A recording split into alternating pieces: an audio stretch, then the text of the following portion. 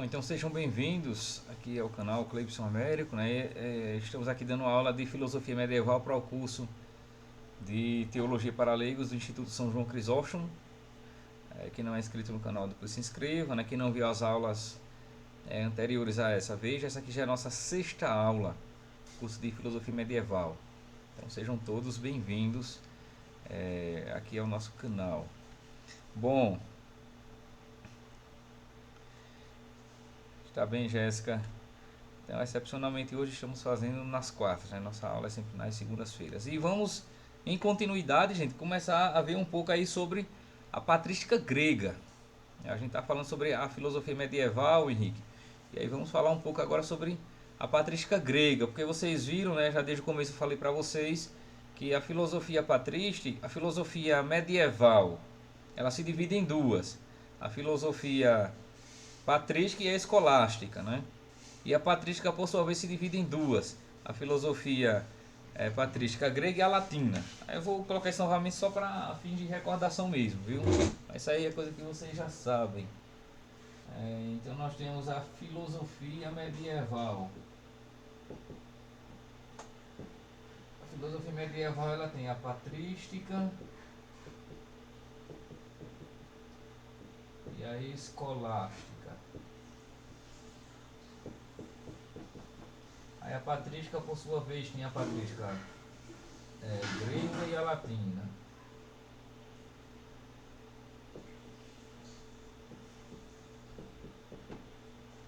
Bom, aí a gente vai começar a ver um pouquinho aqui da patrística grega.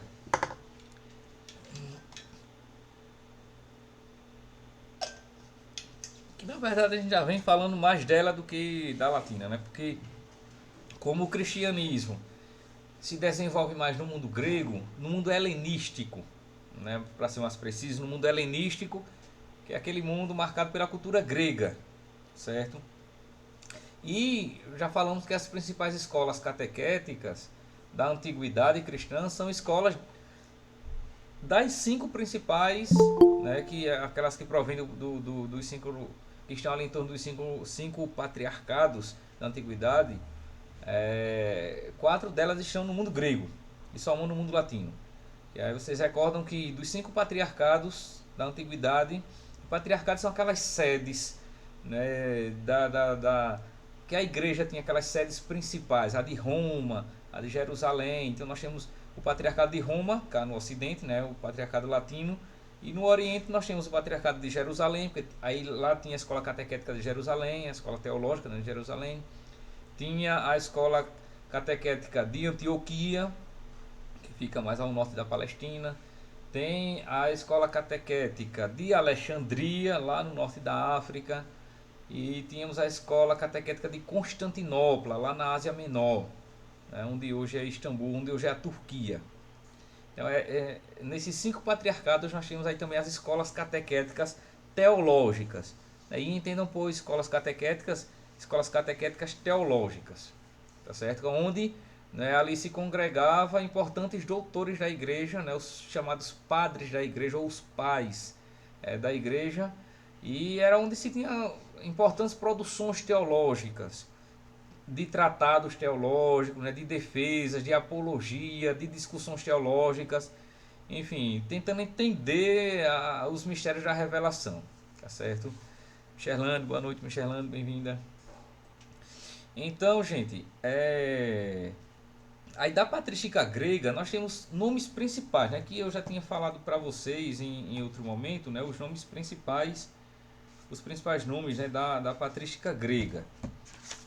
Então eu falei lá para vocês, né, de São Justino, né, falei para vocês de São Clemente de Alexandria, né, falei do São Cirilo, do Santo Atanásio, enfim, né, tem vários importantes santos padres, certo?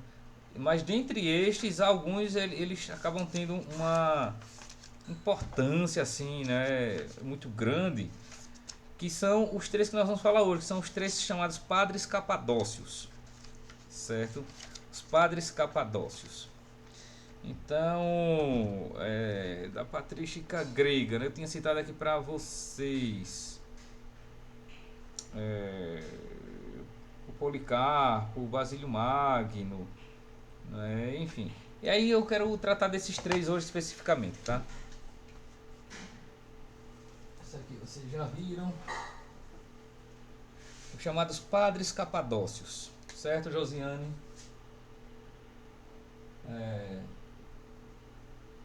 Os padres capadócios. E se chama de padres capadócios, gente, porque eles viviam em uma região chamada Capadócia, que fica na Ásia, né? Então nós temos os três principais dos padres capadócios. Aí nós temos São Basílio Magno, ou também chamado de Basílio o Grande, certo? São Basílio Magno. Nós temos o São Gregório Nazianzeno,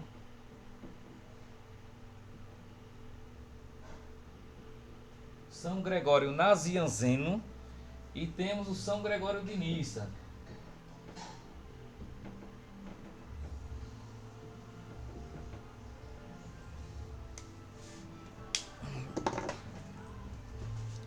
São Gregório de Nissa.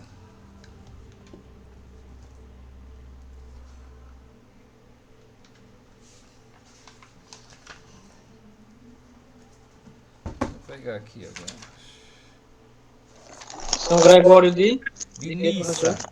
Nisa. Nissa. S-S-A. N-I-S-S-A. Obrigado.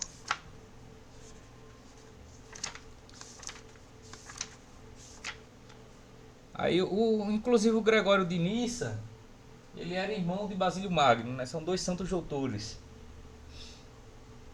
São Basílio Magno e São Gregório de Nissa eram irmãos. Bom, então vamos falar aí um pouquinho primeiramente do Basílio Magno, São Basílio Magno. Esse Basílio Magno, gente, esse santo Basílio Magno, ele dos padres gregos ele é um dos maiores, viu? São Basílio Magno realmente é um gigante, né?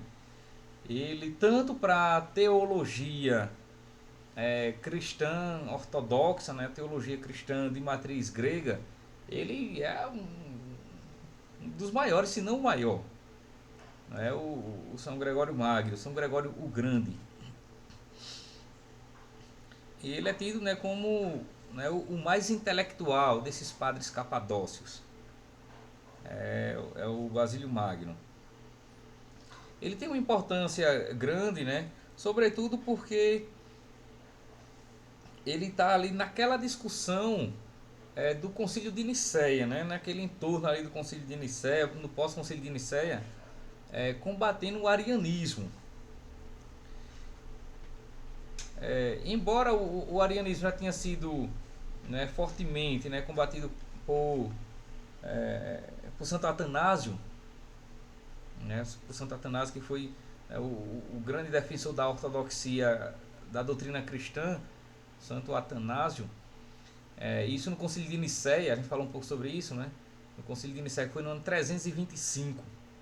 Aquele concílio, né, dos bispos, né, na época os patriarcas reunidos para definir contra Ário, né, contra que era um presbítero, né, católico, né, cristão, definir o dogma da divindade do filho, né, que o filho ele é divino, né, que Jesus ele é o filho eterno, né, que é a segunda pessoa da Santíssima Trindade, e por isso ele não é uma criatura como o arianismo pensava, né?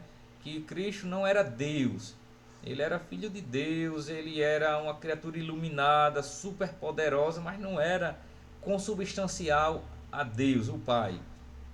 E aí, neste sentido, o arianismo, né, foi, né, essa heresia proposta por Ário, que era um heresiarca, né, ou seja, um herege que acabava capitaneando, né, vários outros e que fez realmente muito estrago, né? Teve muita influência, e apesar do Concílio de Nicéia, o arianismo ainda perdurou muito, viu? Ainda perdurou muito, mesmo o concílio condenando, muita gente ainda pensava a divindade de Cristo sob os moldes arianos, né? Do arianismo, que ainda hoje tem gente aí pensando assim, né? Você pega, eu já tinha mencionado, né, a doutrina do pessoal dos Testemunhos de Jeová, eles acreditam como os arianos acreditavam, né, que o Filho não é, que Jesus não é Deus, Jesus é o Filho de Deus, mas é uma coisa menor do que Deus, é uma coisa inferior a Deus, é como se fosse uma super criatura, o Salvador, o Filho de Deus, o Messias, mas que isso não é Deus, é uma coisa menor, entende?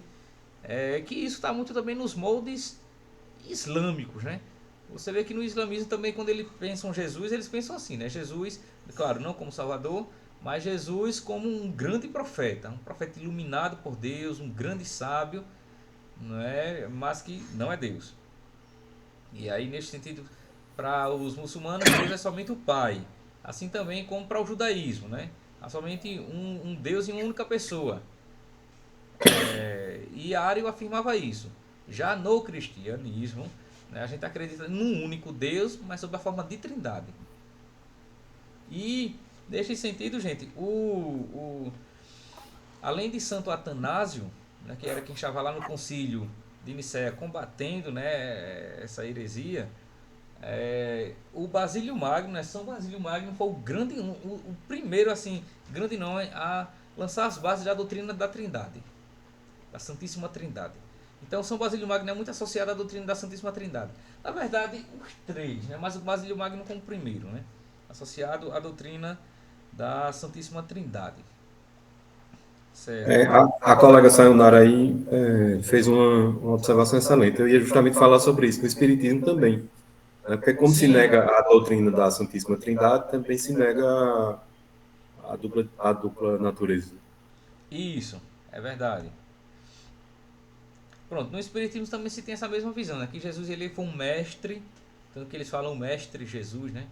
Jesus foi um sábio mestre que trouxe importantes ensinamentos para a humanidade, né? Que ensinou o caminho da virtude, do bem, da caridade e tudo mais, mas que a morte salvífica de Cristo não tem nenhuma importância, né?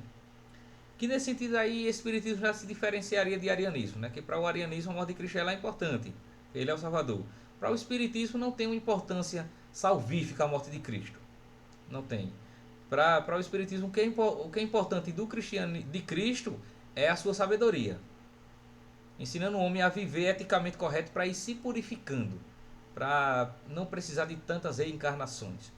Então Cristo é um mestre, por isso que ele chama o mestre Jesus, porque Jesus é aquele que ensinou a verdadeira sabedoria, né, a como viver, a fazer o bem, a caridade neste mundo, né, para purificar-se e não precisar reencarnar-se tanto para chegar, né, ao estado da purificação completa da alma. Entende? E aí é por isso, gente, que o espiritismo ele acaba sendo incompatível com o cristianismo, viu? Inclusive com a doutrina da morte salvífica de Cristo, são incompatíveis.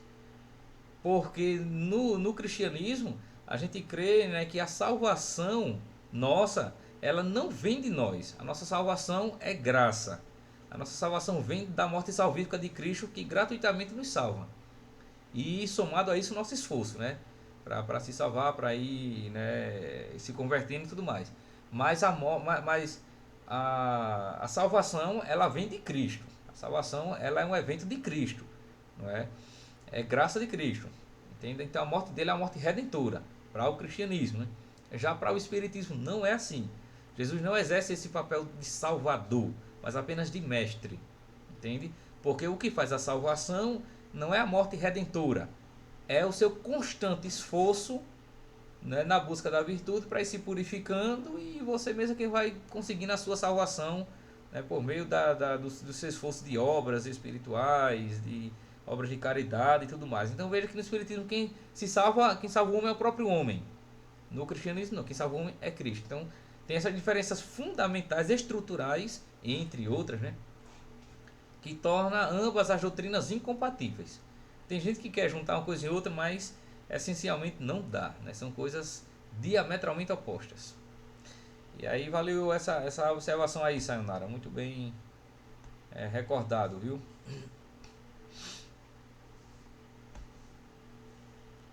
Bom, então voltando aqui para o São Basílio Magno, né, que foi, como eu tinha dito, né, o mais intelectual dos padres capadócios, ele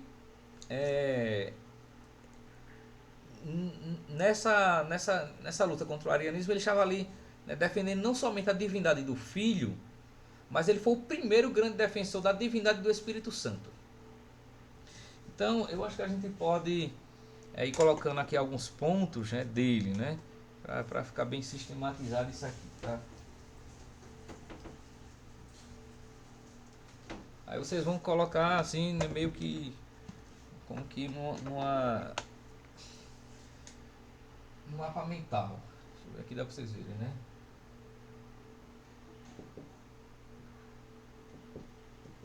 São Basílio Magno. Então vamos colocar aqui algumas ideias principais dele, né? Então, primeiramente, essa ideia de que ele foi o defensor, aí vocês colocam aqui, né? Defensor, e aí você pode colocar o principal defensor da divindade do Espírito Santo.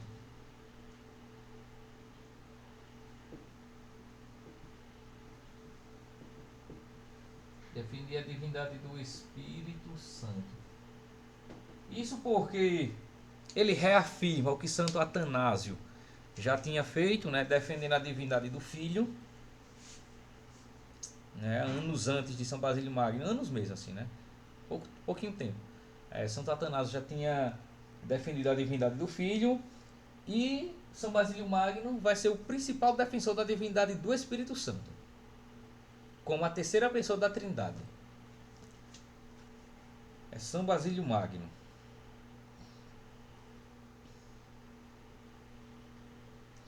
E aí veja, à medida que ele vai defendendo a divindade, reafirmando a divindade do Filho e estabelecendo, né, clareando a divindade também do Espírito Santo, ele vai com isso enfatizando essa unidade de essência, né, a unidade que há na essência e na natureza das três pessoas da Santíssima Trindade, que ele chamava de hipóstases. Certo? A palavra hipóstase quer dizer pessoa, gente. Então ele defendia a unidade das hipóstases, unidade e consubstancialidade das hipóstases. Vocês podem colocar unidade e consubstancialidade das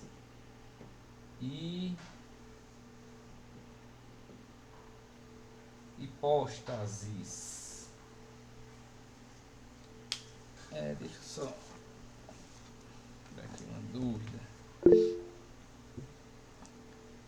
Ou também pode chamar de união hipostática, Felipe, isso mesmo.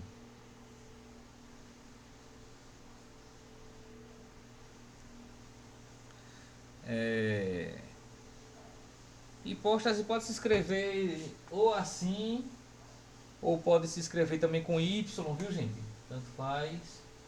E aqui com I, S, tanto faz. Porque como é uma transcrição do grego, e aí pode ser I, pode ser Y, isso não tem uma importância não, tá? Às vezes você encontra de um jeito ou de outro. Hipóstase, ou hipóstase com Y, enfim. Então ele foi, né, um dos primeiros grandes defensores da unidade das hipóstases em um único Deus, em uma única natureza divina. Deus ele tem uma única natureza. Agora essa única natureza de Deus está em três hipóstases, em três personas, em três pessoas, né? Que quando se traduz para o latim se traduz por persona, né? Por pessoa. São três pessoas na Trindade. E aí vejam, essas três hipóstases, essas três pessoas formam uma única natureza, que ele chamava isso de ousia. Aí vocês podem colocar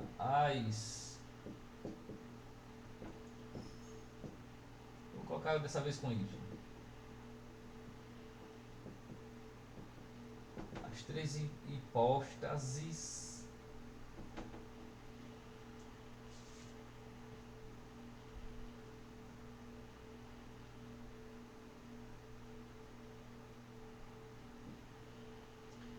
hipóstases possuem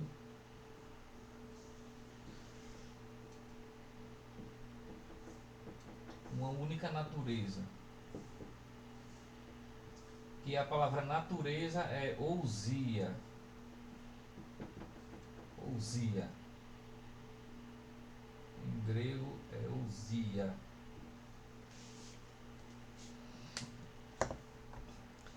Entende, Henrique? Tá ficando claro isso aí, Felipe? Tô entendendo, só tava me aproximando para ver a palavra ousia, como é que escrevia. Aham. É O-U-S-I-A, ousia. Professor, uma dúvida. Em relação a Santo Atanásio, Sim, a doutrina de Atanásio é estabelecida como dogma nesse concílio de de Nicéia. Nicéia, certo? De Nicéia. Atanásio está ali no concílio de Nicéia. Tem uma outra heresia mais à frente, que depois eu até já falei um pouco sobre ela, né, nas aulas passadas, que é o nestorianismo, que vai tentar também negar que vai na verdade fazer uma separação entre as duas naturezas, né? O Cristo homem, o Cristo Deus, né? Vai fazer uma separação, não é nem negar a divindade, é apenas fazer uma separação, né? Entre as duas naturezas em Cristo, é o chamado Eu falo um pouco nestorianismo. então. Oi, Henrique. Hipóstase significa pessoas, né? Pessoa é E ousia, natureza. natureza. Entendi. Aí depois o nestorianismo vai ser combatido por São Cirilo de Jerusalém. Já falei isso para vocês em outra aula, né? Cada heresia sempre tem um padre da igreja, um doutor da igreja que toma um protagonismo ali, né, para combater, né? E à medida que ele vai combatendo é onde vai se produzir na teologia, viu, gente? Olha, o que São Basílio Magno, o que Santo Atanásio, Basílio Magno e outros vão fazendo aqui, né, o Gregório Nazianzeno e o de Nissa, ao combater as heresias, eles estão ao mesmo tempo formulando a doutrina, os dogmas, né? Então eles estão tentando ali discutir, né, pensar, escrever tratados teológicos importantes, né, sobre essa parte dogmática, e com isso vai se produzindo a teologia cristã, que é aqui, veja, nós estamos aqui falando no quarto século. Os três, o Basílio Magno, o Gregório de Nícia e o Gregório Nazianzeno, eles são do quarto século. O mesmo século do concílio de Nicéia e do concílio de Constantinopla. A Nicéia em 325 e Constantinopla em 381, certo? E é aí que nós vamos ter as primeiras grandes produções teológicas da ortodoxia cristã. É aí, viu? Até então, e aí vale a gente mencionar isso, né? Até então nós tínhamos mais uma apologética. Nós temos mais uma apologética. Ainda não era muito bem uma teologia desenvolvida. A teologia, enquanto desenvolvimento mesmo, né, racional, começa do quarto século para lá. Entende? Até então nós tínhamos mais uma apologética. E aí eu queria um voluntário, né, dentre vocês aí, que pudesse, né, gente, fazer esse esclarecimento aí, né, essa diferença entre uma apologética até então e agora uma teologia, né, que começa a se estabelecer. Aí quem pode se voluntariar para esclarecer isso aí para os nossos ouvintes aqui do canal. Pegar assim de surpresa é meio complicado, né, mas dá certo. O final sempre é feliz. Ninguém vai falar, não. Eu vou tentar pelo menos. Cadê? Deixa o Henrique falar ainda, já começou. Não, pode falar. Pode ir, meu irmão, vá, fica à vontade, que eu vou passar vergonha, não, vá. Não, eu só ia dizer assim, pelo que eu entendi nas aulas do professor, que a apologética, no meu entendimento, é só a defesa da fé, né? Eu Daquela ia fé, falar isso também, a da fé defesa. básica. Entender, né? E a teologia já é uma coisa mais aprofundada. Mas agora pode falar, já. É isso mesmo que eu ia falar. Isso mesmo, isso mesmo. Então veja, nesse período apologético, né, que vai ali do século II ao século IV, nós temos importantes tratados, não é, de tratados cristãos, né, de escritos importantes, né, de padres, né, da igreja, os padres apologistas. Nós temos como Policarpo de Esmirna, né, como o Irineu de Leão, né, Santo Irineu de Leão, que a gente falou um pouco deles na aula passada, o Justino de Roma, né, que escreve 2 obras intituladas de Apologia mesmo. Então, nós tínhamos tratados importantes, mas eram tratados muito mais apologéticos, no sentido de fazer louvor e defesa do cristianismo, do que tratados teológicos, né, racionais, propriamente dito. Agora, a partir do 4º século, nós vamos começar, nós vamos ter na tradição patrística importantes tratados, né, de teologia, né? Aí estamos tratando aqui do mundo grego, né, da patrística grega, mas depois também vamos falar um pouco de como isso se desenvolve no mundo latino, que é no mundo ocidental. Entendem? Então, Henrique, essa doutrina, né, que as três hipóstases, são as 3 pessoas da Trindade, que essas 3 hipóstases, né, como o Felipe colocou, as 3 hipóstases, por ter uma única ousia, uma única natureza, certo? Eles formam uma união hipostática. Esse termo união hipostática quer dizer a unidade da Trindade. O nome disso é união hipostática, viu, gente?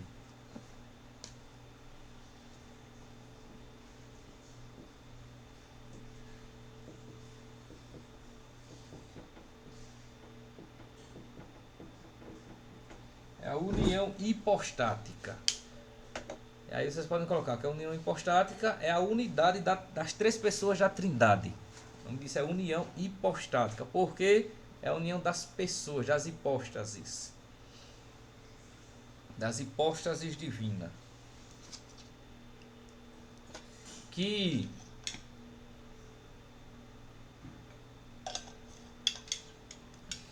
quando for daqui a um tempo, certamente vocês vão pagar uma disciplina de teologia dogmática.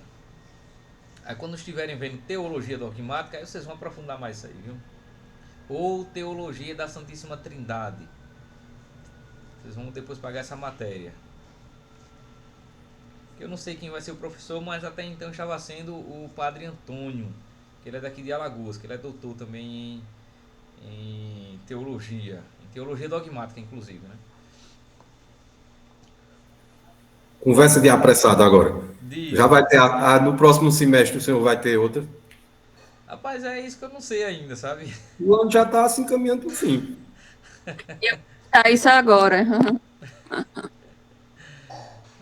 É verdade, já está em setembro, né? Outubro, novembro. Já está quase chegando na metade já, né? Em outubro, pelo comecinho de outubro já é mais ou menos a metade, né? Aí eu não sei como é que vai ser ano que vem, né? Vamos ver aí. Oxalá que a gente estude de novo, né? Juntos, alguma coisa. Professor, a gente terminando esse semestre do senhor, aí a gente já vai pular para essa teologia dogmática. Não, eu acredito que sim, né? Porque eu não sei muito bem assim como é que tá essa organização das outras disciplinas da teologia, né? Mas aí, mas não precisa necessariamente ser nessa ordem. Você pode ir no próximo ir para teologia bíblica, pode ir para dogmática, pode ir para a bioética. Aí vai depender da disponibilidade dos professores e do seu tempo também. Entende? Ok. Mas pode fazer isso, não precisa ser numa sequência propriamente dita não, né? Bom, e além disso, gente, o Basílio Magnum, além dessa importância toda, né, para a formulação, né, do dogma da Santíssima Trindade, e lembrando que não foi só ele, né, Santo Atanásio, né, de Alexandria, já tinha feito isso um pouco antes, né, sobretudo afirmando a divindade do Filho, e o Basílio Magnum reafirma e clareia mais ainda do Espírito Santo.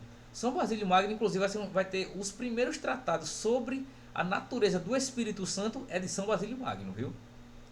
Ele, na tradição cristã, é o principal escritor, foi o primeiro e principal escritor sobre o Espírito Santo, sobre a figura do Espírito Santo. Ele tem importantes tratados teológicos sobre a figura do Espírito Santo, né? Sobre a pessoa do Espírito Santo. Tanto que essa teologia pneumática, que é a teologia do Espírito, né? Espírito em grego é pneuma, né? Que é o ar, né, de Deus, é o hálito de Deus, né? É o sopro de Deus na criação, é o seu espírito, né? Então a teologia pneumática, essa teologia do Espírito Santo, o Basílio Magno é quem vai lançar as bases fundamentais. Que por isso alguns chamam ele de o apóstolo do Espírito Santo, porque ele teve um protagonismo importante, né, sobre a reflexão, né, teológica acerca da natureza. E ele é quem vai ser o principal defensor da hipóstase, né, da terceira pessoa da Santíssima Trindade. É São Basílio Magno. Aí vejam, além disso, uma outra importância também que o São Basílio Magno vai ter é em relação ao monaquismo, viu, gente? Ele inaugura o monaquismo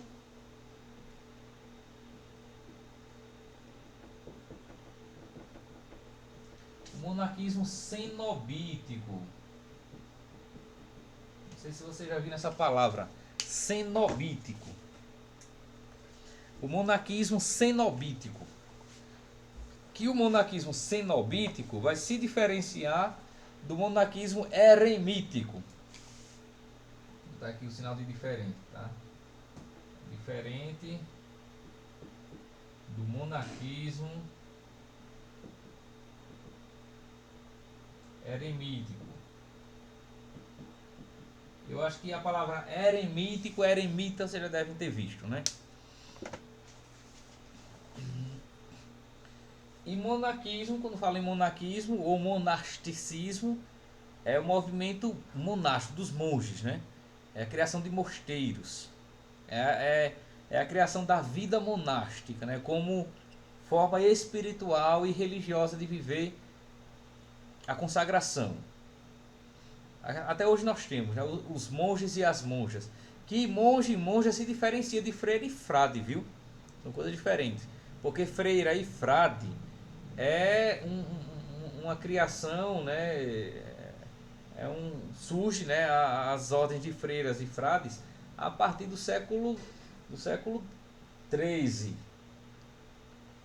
que começam com as chamadas ordens mendicantes, né? A ordem franciscana, a ordem dominicana, né, que são as principais ali, né? Isso já no meio da Idade Média.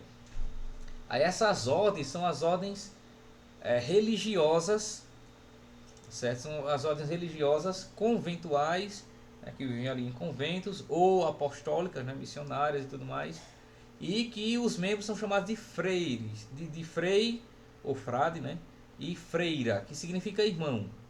A palavra frei ou frade significa irmão, e a palavra freira significa irmã, né? Frater, né, em latim significa irmão. Isso porque eles viviam em fraternidades, eles não viviam isolados, não viviam distanciados do público, né, das cidades, não viviam no coração das cidades urbanas. Aí eles são irmãos, eles vivem em fraternidade, né? Eles vivem como irmãos em conventos, geralmente dentro das cidades ou nos arredores das cidades, certo? E eles viviam uma vida fraterna, como irmãos. Isso, essas ordens do século XIII.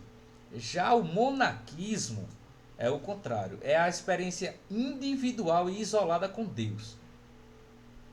É outra coisa.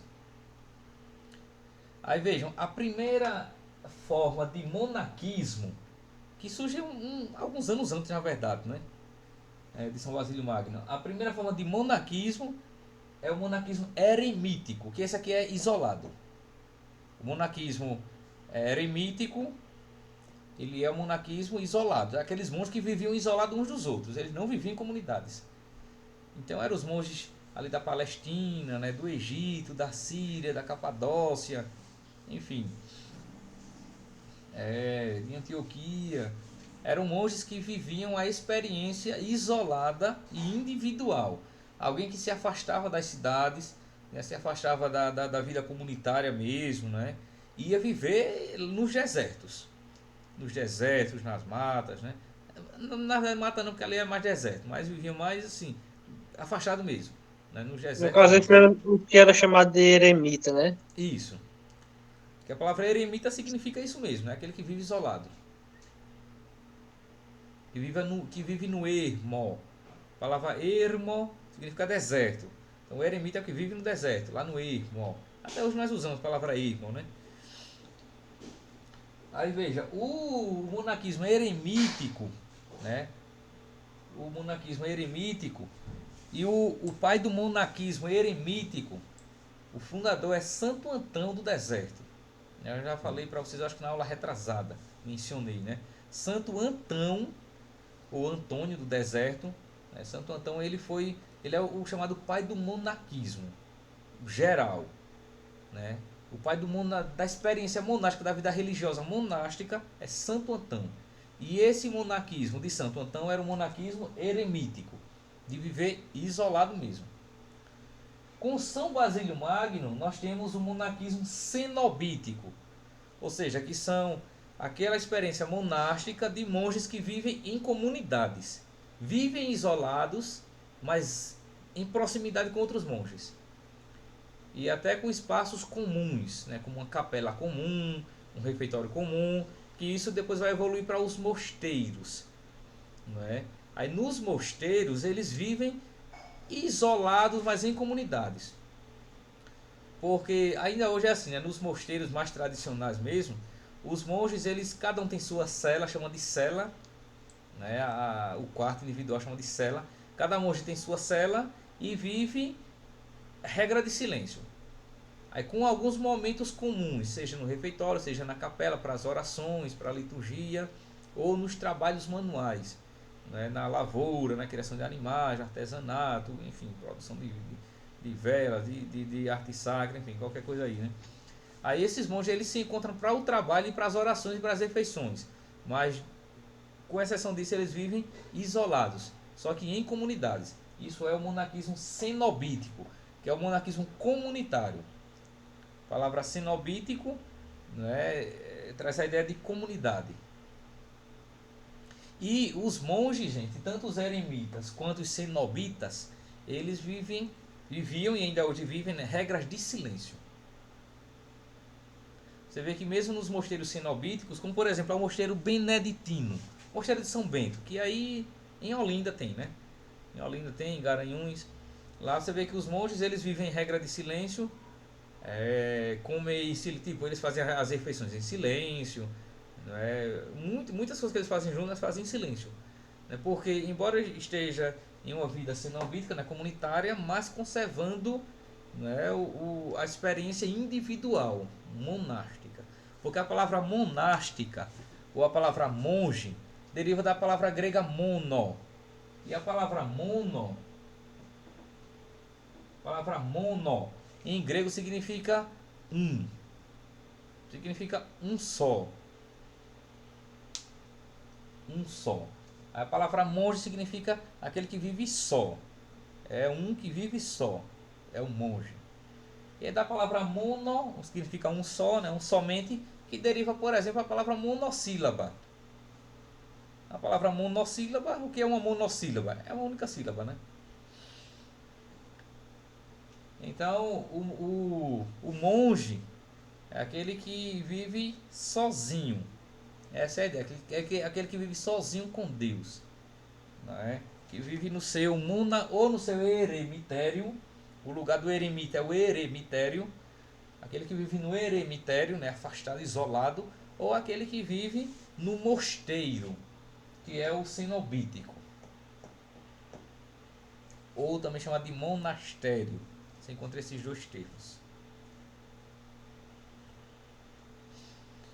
Aí eu tinha mencionado para vocês que o monaquismo, do monaquismo eremítico, mas também uma boa parte do cenobítico, nós vamos ter, mas sobretudo do monaquismo, do eremítico, nós vamos ter o movimento espiritual dos padres do deserto.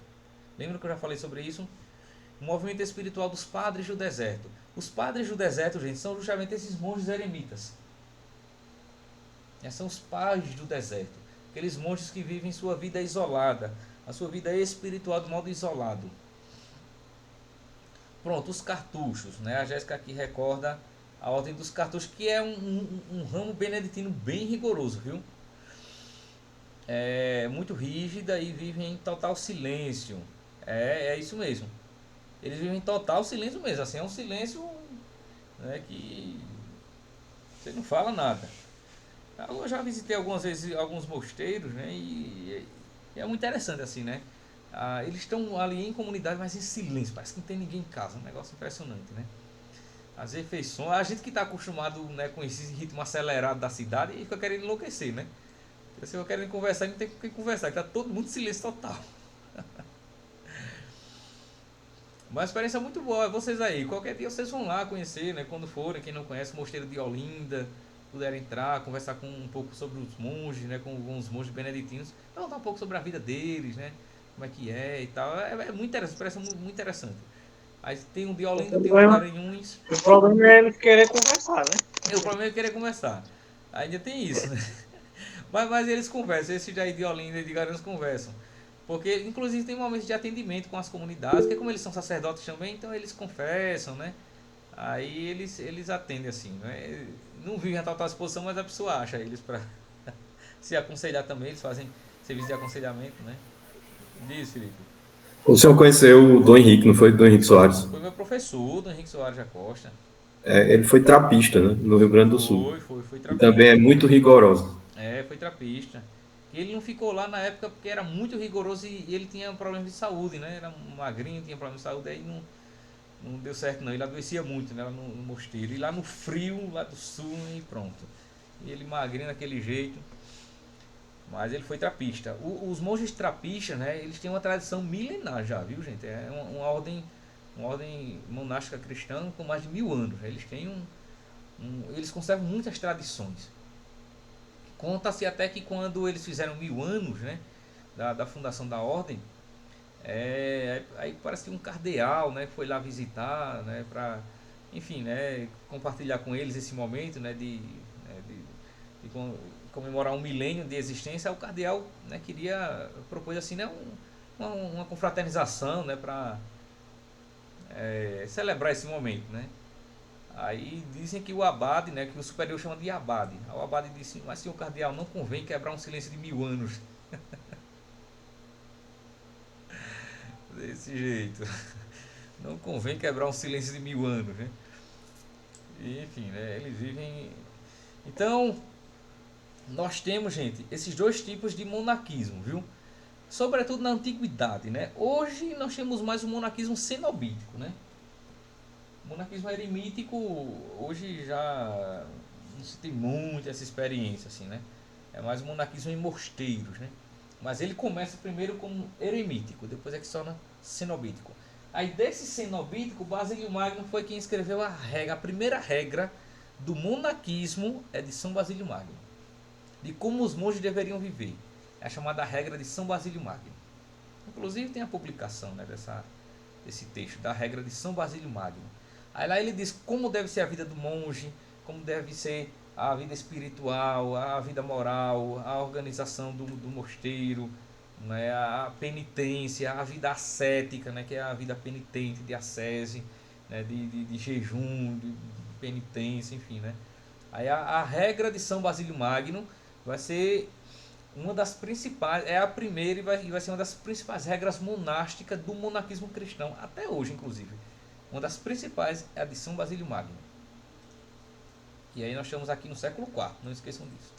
Uma outra regra de monarquismo que nós vamos ter depois é a de São Bento. Mas a de São Bento já são 2 séculos depois. É São Bento de Núrcia, que dele provém as ordens beneditinas, né? Com seus diversos ramos, masculino, feminino e tudo mais. Uma coisa que também vale mencionar, gente, aqui, é que no monarquismo cristão, vejam só, isso aqui é interessante, viu? Ou melhor, tudo que eu falei até agora é interessante, mas esse ainda é mais ainda. Olha, no monarquismo cristão vai surgir também o ramo feminino, com organização e vida própria, inclusive, independentemente das ordens masculinas.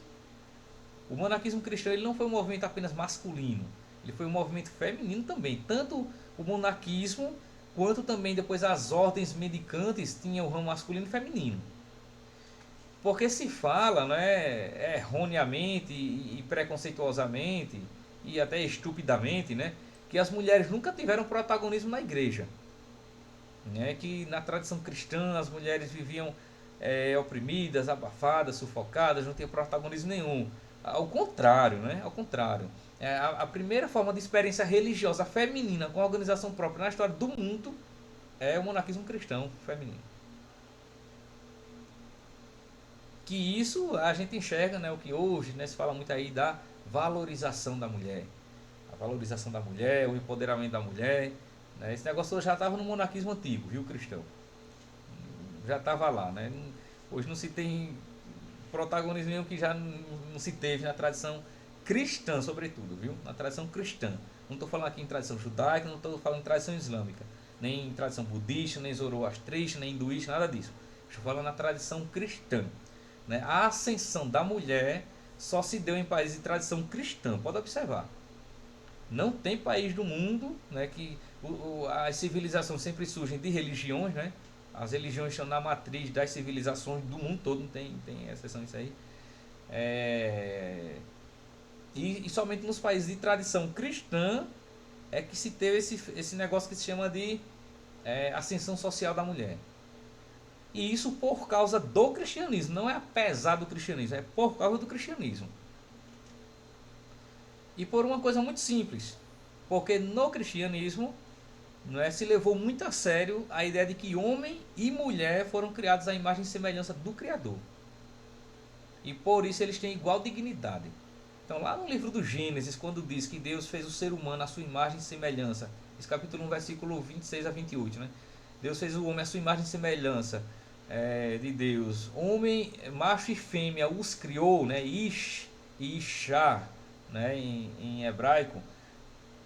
E o ser humano, ele é Ish ou Ishá, né? Ele é macho ou fêmea. E ambos são a imagem e semelhança de Deus. Com isso eles têm igual dignidade dentro do Criador. E não há uma inferioridade ou superioridade. Isso é típico do cristianismo, viu, gente? Tanto que na tradição cristã não houve esse negócio de inferiorização da mulher. E uma das provas disso é que tinha o ramo, no monarquismo, tinha o ramo feminino. Com organização de vida própria, os homens não se metiam. E até o Papa, aí ainda hoje é assim, viu? O Papa, quando vai visitar um mosteiro de clausura, ele entra autorizado pela abadesa. E a abadesa é a superiora do mosteiro, né?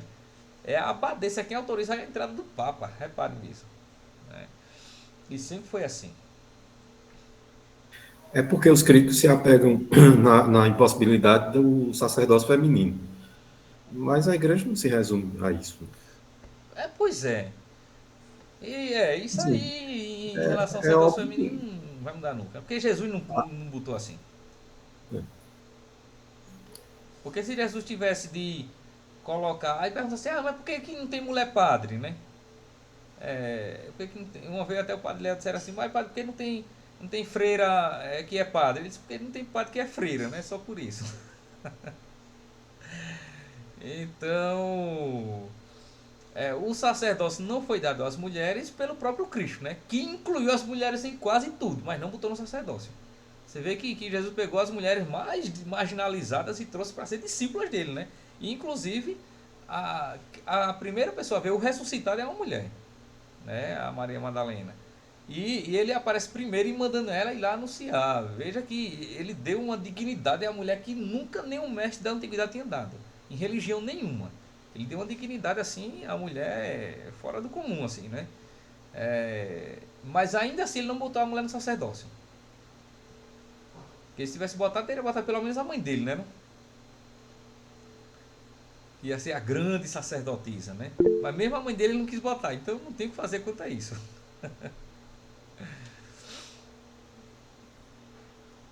Então, essas acusações de que no cristianismo a mulher é desvalorizada, não sei o que, isso é tudo besteira, viu? Isso é tudo estupidez, isso aí, né? Isso aí não deve ser levado a sério de jeito nenhum, porque as provas históricas que nós temos são inúmeras. Pelo contrário, ainda hoje, né, a gente vê que quem protagoniza mais, né, nas igrejas é a mulher. Você vai para a igreja, a maioria é o quê? Mulher. Pelo menos aqui na minha região, a maioria é mulher. É difícil você ver um homem, assim, muitos homens na igreja. A não sei no texto dos homens, uma coisa assim, mas o resto, Pois é. na missa, é só mulher, mulher, mulher, mulher. Poucos homens. Então, ainda hoje a mulher ainda é protagonista, né? Em Na tudo, igreja e no né? cristianismo. mulher é quem manda, aí não tem. Você vê não, os homens casados, a gente é prova disso. A mulher é quem manda no final das contas, né?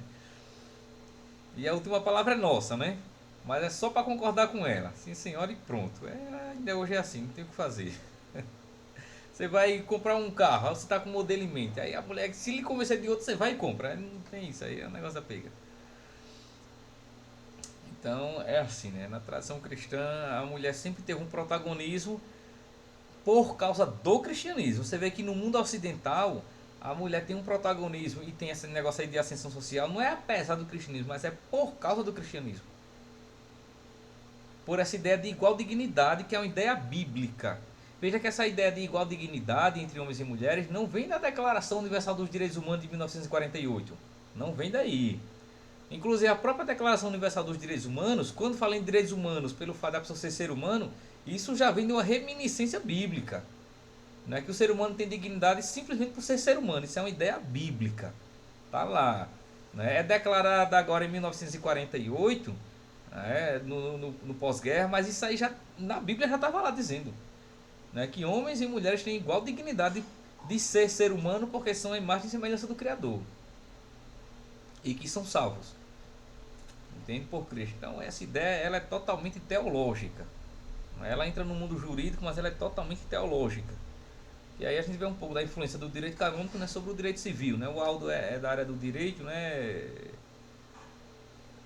Ou melhor, da contabilidade, né, Aldo? Contabilidade, né? Olha o que o senhor falou aí, que o senhor está bem baixinho aqui. Que é essa ideia da dignidade entre homens e mulheres, isso entra no direito civil, mas isso já provém do direito canônico. Lá na Constituição mesmo, no artigo 5º, diz assim, homens e mulheres são iguais perante a lei. Né? Na própria Isso. Constituição, nos direitos fundamentais, já começa aí. Isso. E depois vem as leis ordinárias que regulamentam algumas coisas também. Perfeitamente. Inclusive eu estava lendo isso ontem aqui, né, na Constituição de 1988. Estava lendo isso ontem, artigo 5º. Artigo 5º. É. São cláusulas pétreas, se eu não me Cláusulas engano. pétreas, exatamente. Que não né? pode ser modificada facilmente. E aqui em casa é assim, a pessoa vai do direito para o hebraico, para o grego, para a filosofia e depois volta para a teologia e é um negócio medonho. É assim a gente vai. Bom, então a gente vai continuar, gente, na próxima parte, né? Vamos só dar uma paradinha para o recreio, né? Para vocês Com água. comer alguma coisa aí, uma merenda e a gente volta aqui a 5 minutinhos, viu? Até breve.